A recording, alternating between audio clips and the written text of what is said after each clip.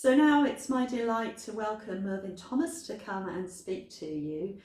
Mervyn is the founder member of Christian Solidarity Worldwide, which is an organisation who work to promote religious freedom, not just freedom for Christians, but for people of any religion around the world.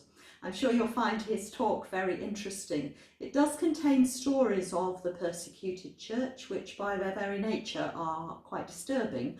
And so if you are watching as a family with children, can I suggest that you may want to pause the video at this point and perhaps watch it later as adults first, and then decide how or if you want to engage with your children as appropriate. So thank you, Mervyn. Well, good morning, St Mary in Charnwood, and thank you very much for inviting me to speak today. I'm sorry I'm not able to be there with you in person, but we've got the next best thing and able to do this via video link. So thank you again. Today is the readings that we've had today in the service very much point to the fact that persecution of Christians has been around for a very long time. And in fact, the readings we've read from the Acts and Peter show that the early church was very much a persecuted church. In fact, many people don't realise this, but nearly all of the early church leaders were martyred for their faith, including all of Jesus' disciples, apart from John and Judas Iscariot. All of the others were martyred for their faith. And in fact, actually, persecution goes even earlier than that, in that in the Old Testament, people like Daniel and Shadrach, Meshach and Abednego and many others you'll read about if you read in Hebrews chapter 11, for example, a great chapter that talks about the people of faith in the Old Testament. So persecution has been around a very long while. And in the New Testament, as we've heard from our readings this morning, and Jesus himself said that if they persecute me, they'll persecute you too. And he also said that we would be hated by all men because we are followers of him. And so persecution is not new, is what I'm trying to get across to you this morning. And persecution has continued unabated since those early church days. In fact, more people were persecuted in the 20th century than all the other centuries put together. And so that's a staggering thought. But of course, you've got to put that in context, in that the church is bigger than it's ever been. And if Jesus promised that we will be persecuted, then as the church grows, so will persecution grow. Today, according to statistics produced by the Pew Foundation in America, something like 79% of the world's population live in countries with high or very high restrictions on religious freedom. That's staggering, isn't it? 79% of the world live in countries with restrictions. And that, of course, is not just Christians, that's people from all faiths persecuted, because Christians aren't the only persecuted group. There are religious minorities, and you only have to look, for example, in China at the moment, with the detention of maybe between 1 and 3 million Uyghur Muslims who are in re-education camps, being appallingly treated. Whole towns and villages in Xinjiang province are almost empty because the Uyghurs have been taken and put in these camps. You've got the Rohingya Muslims from Burma who have been displaced and who have been terribly badly persecuted. You've got Hindus in Pakistan too that are persecuted. You know, as Christians, it's very important that we speak out for people of all faiths who are persecuted. And this is something, you know, in CSW, we actually started off 40 years ago. I got together with some friends in Parliament, or some MPs that I was working with at the time. We got together to speak up for Christians who were being persecuted in the old Soviet Union, and you know, that was the only persecution that we really knew about then, Christian persecution in the Soviet Union. And as we worked for them from 1979, and we prayed for them, we campaigned for them. We're an advocacy organisation, so we were speaking up in Parliament, at the United Nations, in Brussels, at the EU, in Washington DC, on Capitol Hill, and many other places. But as we spoke up for those Christians in Eastern Europe, suddenly after 10 years, in 1989, communism collapsed throughout Europe, and suddenly, almost overnight, Christians that had been badly persecuted in those countries were suddenly found they had so much more freedom. And I believe very much that was an answer to prayer, and it was a response to the advocacy campaigning that we had done over the years. And so then we had to think to ourselves, after 10 years of operation, do we carry on? Is persecution ended? We didn't know about persecution in any other countries. But of course, as we looked around, we saw there was an awful lot, sadly, of other persecution. We saw persecution in the Middle East. We saw persecution from Muslim groups. We saw persecution from Hindus in India. We saw persecution from Buddhists in places like Burma and Sri Lanka. And it was as we began to speak up for Christians in other countries, was when we first came across the Rohingya Muslims in Burma. And we were kind of faced with a dilemma as Christians. We felt God had called us to speak up for Christians, but could we speak up for one group of Christians in Burma but ignore a group of Muslims who were suffering just as badly in another part of Burma? What should we do? Well, of course, it's really important to recognise that as Christians, we need to speak up against all injustice. God hates injustice. God is a God of justice. In Proverbs 31, we read that we are to speak up for those unable to speak for themselves. It doesn't say we just speak up for Christians. That doesn't say we should just speak up for God's covenant people. It says we should speak up for those unable to speak for themselves. That includes Rohingya Muslims. That includes Uyghur Muslims. It includes Hindu girls in Pakistan who are being married off to Muslim husbands and having to renounce their faith. It includes all groups. It even includes atheists. And we need to speak out. Nobody should be persecuted for what they do or don't believe, because after all, it was God that gave us freedom to choose. That's a God-given freedom. We're not compelled to be Christian. We're not compelled to believe what we believe. Let me temper that by saying that as a Christian, I believe that Jesus Christ is the only way to God the Father. Jesus said, I am the way, the truth, and the life. No man comes to the Father except through me. I believe that as Christians, but I also believe that God gave us a free will to choose or to reject that. And nobody should be persecuted for what they do or don't believe. And so we speak up for people of all faiths, and I believe it's right that we do that as Christians. We do it. We don't do it because we somehow think that all paths lead to God. I'm not a syncretist, but I do believe that as we speak out, we are doing what Jesus would do. We are doing what he would expect us to do. And we actually do what we do because we're Christian. That's what motivates us to speak up for people of other faiths.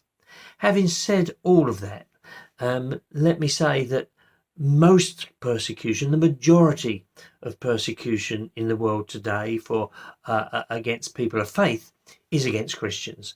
Nobody knows the actual figure, but probably somewhere between 70 and 80% of persecution of people of faith in the world is against Christians. And that's in fact why 2 years ago, or 18 months ago now, the then Foreign Secretary Jeremy Hunt set up an inquiry, asked the Bishop of Truro to report on the persecution of Christians around the world and what the British government's response to that was. We've been very involved with that. In fact, I sit on the Foreign Secretary's Human Rights Advisory Group. That's the way we operate in CSW. We very much operate at a political level to bring about freedom of religion or belief, as espoused in Article 18 of the United Nations Declaration of Human Rights. And so Christian persecution is rife around the world, but we must not ignore people of other faiths. I just want to spend a few minutes telling you of just one or two places that I've travelled in the last a year or so, just to give you a flavour of what's happening in the world. You know, it was about 2 years ago, that maybe slightly over 2 years ago, that I travelled for the first time actually to Iraq. I went with a very old friend of mine, Congressman Frank Wolf from the United States, and we've travelled to many places together over the last 40 years. But we went to Iraq to see the aftermath of ISIS operating in northern Iraq. We first went to Erbil, but we spent time in Mosul. And in fact, we were in Mosul just a week after ISIS had been, the town had been liberated from ISIS. And we travelled there and we met some remarkable people. And we heard some harrowing stories. We also went to Sinjar and Mount Sinjar, where the Yazidis, not a Christian group, but Yazidis, had been all but obliterated from Sinjar and displaced all around northern Iraq. But I want to tell you the story of one lady that I met called Miriam. And Miriam had lived in Mosul. She was a Christian, and when ISIS had come in 3 years previously, she'd been taken and she had been trafficked. And in the ensuing 3 years, she had been trafficked 22 times. She'd been owned by 22 different men. She knew the name of every man apart from one who had owned her. She had tried to escape from everyone. At one point she jumped from a second floor window and broken both her ankles. And at another point she was tied to a post in the street with a for sale notice on her. And men would come by and they would lift her clothing to check what they were buying. What incredible degradation, what incredible 3 years they were for Miriam. But eventually she escaped and she came home to her family and her Assyrian Orthodox church there in Mosul. But you know what the most tragic thing was? When she returned to her community, she was disowned for bringing shame upon them. Can you even imagine that happening?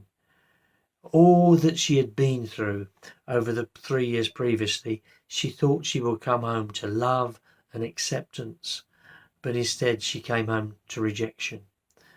We were able to talk to an evangelical church in Erbil who were very keen to help Miriam. But I tell you that story because not to particularly tell you about Miriam, but to tell you that Miriam represents many, many other Christians and Yazidis over 6,000 Yazidi women were taken from Mosul. Were taken in northern Iraq by ISIS. And of those 6,000 Yazidi women, 3,000 of them are still missing today. We need to pray for those people. We need to pray for the families that have been affected. We need to pray for the culture in that region that judges and rejects people who have been trafficked and taken in this way. I want to tell you very briefly about northern Nigeria, a place where I've been several times in recent years, a place where Christians, particularly in the north, so Nigeria is basically half Christian, which is mainly living in the south, and half Muslim, mainly living in the north. But in the north and central belt, there are large groups of Christians, and they are being attacked on a regular basis by two groups: Boko Haram, who just over 2 years ago captured, amongst others, a young schoolgirl called Leah Sharibu, and Leah was captured and kidnapped along with 100 other of her school friends. They released all of the others. The government of Nigeria negotiated the release of the others, and but when they came to Leah, they knew she was a Christian. The others were Muslims, and they said to her they would only set her free if she renounced her faith. She was 14 years old, and she said, "No, I will never renounce my faith in Jesus." Because of that, she's still in captivity today. We need to pray, and we need to speak up for Leah Sharibu. It'll be her 16th birthday it'll be her 17th birthday in just a couple of weeks' time, on May the 14th. Please pray. Please protest. You can go onto our website at csw.org.uk to find out what you can do there. So there are another group. There's another group in Nigeria called the Fulani Militia, and they too are attacking communities and villages and killing and slaughtering Christians in northern Nigeria. And do you know what? Very few people are saying a word about this. We need to speak up, and we need to stand up and say enough is enough. The last country I want to talk to you about is Eritrea, and rather than telling myself, I'm going to show you a little video clip of a dear friend of mine called Helen Bahani, who spent over 3 years in a metal shipping container in Eritrea because of her faith. So one guard, he opened this container. It sound very strange when they open it. So they push us in. It's kind of very poor and harsh condition. It's kind of nothing. So we are asking, is there any toilet? So he says no. So he comes with one packet. And when we are asking, what about the light? Because it's very dark. So he says, no, there is no light. And they call it food, but it's not the right food. When you get that, you get diarrhea. So in the night, it's extremely cold. In the day, extremely hot. It's totally hell on the earth. So they asked me, what can we do? So I told them, the only way we sing, as Paul and Silas, they sing when they put them in this kind of terrible situation. So when I say that, they are kind of shocked. What do you mean? So I told them, yeah, we serve God, we love God, not only in good times. Also in the dark times, you need to stand and to worship. That is the way to defeat the enemy.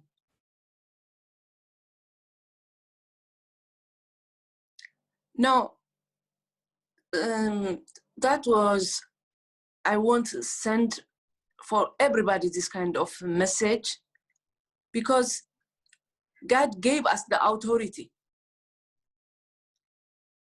Even it says in the Bible, if you believe, you can do more than I do. So if you are not reach for that, so you can't complain to God. Like now, the situation, people are shaking, afraid, and hide. It's not the solution. So when the dark comes, you need to stand. I didn't think so God make this kind of terrible lock the whole globally. No. Yeah. So for me, now that's why I'm praying more than I prayed before, because now we are in the war. So when you fear, so you can't do nothing. I have been working when people hide. So you can't hide from the lion when it's come to your house. You need to stand by faith and to fight with this kind of enemy. So what is our response to these Christians, these members of our family around the world who are suffering at this moment in time simply for following Jesus, and for other religious minorities who are suffering in the same way, and particularly with COVID-19? Many Christians around the world are being accused as carriers of the virus and being even more marginalized in this current situation. So what do? What's our response? We can't not do anything. In 1 John 3 and verse 18, it says, let us not love with words or tongue, but with actions and deeds. And that's what we can do today. So how can we respond? We can pray. Prayer changes things. We can protest. You can go onto our website at csw.org.uk and find out how you can protest, how you can write to your member of parliament. You can provide financially for organisations like CSW who are speaking up on these issues. But you can also provide by writing letters and cards of encouragement to people in prison and the families who have lost loved ones around the world. If you go onto our website and look for Connect and Encourage, it's a small it's a small booklet. It's an address book actually, giving you names and addresses of people that you can write to. Very simply, just write a word, a card of encouragement, and a word to say we're praying for you at this time. So you can pray, you can protest, you can provide, and you can proclaim. 4 P's for you. We need to tell other people what is happening in the world. If this is news to you today, if what you've heard today is something that you didn't know about, there are many other people who don't know either. We can speak out, and it's our duty to speak out. I'm going to finish by reading a very short extract from a book written by Pastor Erwin Lutzer, a Lutheran pastor, a very old man now, but he writes about his experiences in Nazi Germany in the Second World War. And this is what he writes. A railroad track ran behind our small church, and each Sunday morning we could hear the whistle in the distance, and then the wheels coming over the tracks. We became disturbed when we heard the cries coming from the train as it passed by. We realized that it was carrying Jews like cattle in cars. Week after week, the whistle would blow. We dreaded to hear the sound of those wheels because we knew that we would also hear the cries of the Jews en route to death camp. Their screams tormented us. We knew the time the train was coming, and when we heard the whistle blow, we began singing. By the time the train car came past our church, we were singing hymns at the tops of our voices. If we heard the screams, we simply sang more loudly, and soon we heard them no more. Although years have passed, I still hear the train whistle in my sleep. God forgive me, and God forgive all of us who called ourselves Christians and yet did nothing to intervene. Friends, we need to stand up. We need to speak out because it is our duty today. Thank you so much for listening, and God bless you.